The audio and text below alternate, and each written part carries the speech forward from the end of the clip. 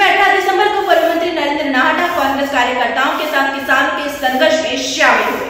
नाहटा ने अपने उद्बोधन में कहा, यह लड़ाई सिर्फ खिमलाहा गांव की ही नहीं वरन पूरी विधानसभा की है। नाहटा ने अपनी कार्यकाल को याद दिलाते हुए कहा कि विकास हमारे समय में हुआ, लेकिन किसी भी व्यक्ति का कोई परेशानी नहीं हुई। कांग्रेस सरकार में सदैव किसानों के हितों को देखकर ही कार्य किया।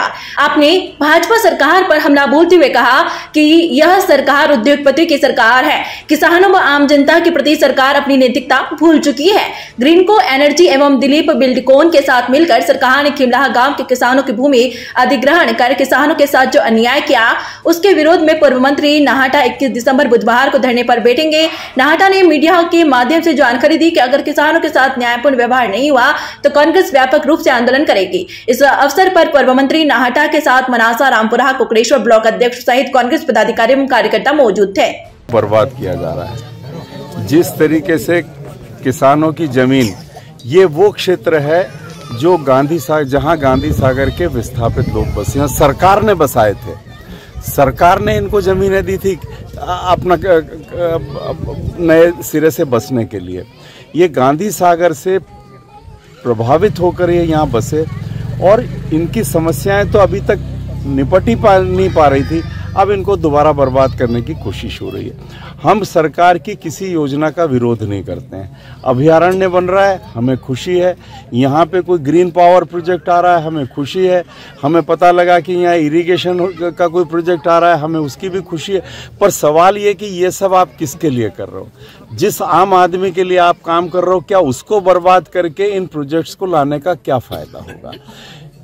किसानों की बात देखिए, खिमला ग्राम के किसानों की बात देखिए कि उनने योजना का स्वागत किया, सहयोग करने का आश्वासन दिया, अपनी जमीनें देने का आश्वासन दिया।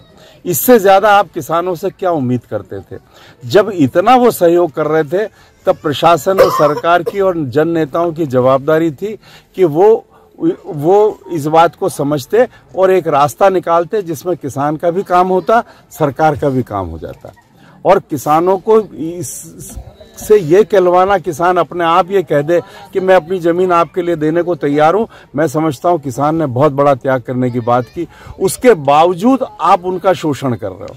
आदिवासियों की जमीनें आपने बिना अनुमति के किस तरीके से रजिस्ट्री करा ली और उनको मुआवजे का क्या पैसा दिया? लैंड एक्विजिशन एक्ट, भूमि अधिग्रहण एक्ट क्या किसानों को मुआवजा देने की बात करता है? वो यहाँ आप चुप क्यों हो उस बात को लेके? अभी तक जब यहाँ 7 दिन से 20 लोग यहाँ पे उपवास कर रहे हैं, अनशन पे बैठे हैं, तब सरकार की और प्रशासन की नींद क्यों नहीं जगी? जनप्रतिनिधियों की नींद क्यों नहीं जगी? इनका 9 सूत्री जो इन्हें मांगे रखी है, मैं समझता हूँ ये बहुत सकारात्मक इनका सोच है। ये सरकार को सहयोग करना चाहते हैं। ये सरकार, प्रशासन और जनप्रतिनिधियों की जवाबदारी है कि वो इनके साथ बात करे और इसको निपटाए। हम कांग्रेस पार्टी की तरफ से हम सब आज यहाँ आए हैं। मेरे पहले भी मेरे मित्र लोग यहाँ आके गए हैं और अब हम यदि प्रशासन को लगता है कि दूर है तो हम जाकर अब मनासा में हम कांग्रेस पार्टी इनके समर्थन में हम 2-3 दिन के अंदर हम वहाँ धरना देंगे।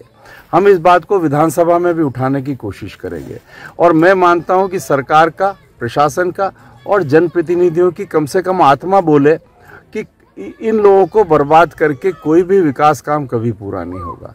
और ये तो वो क्षेत्र है जिसने गांधी सागर के लिए अपना सब कुछ त्याग किया है।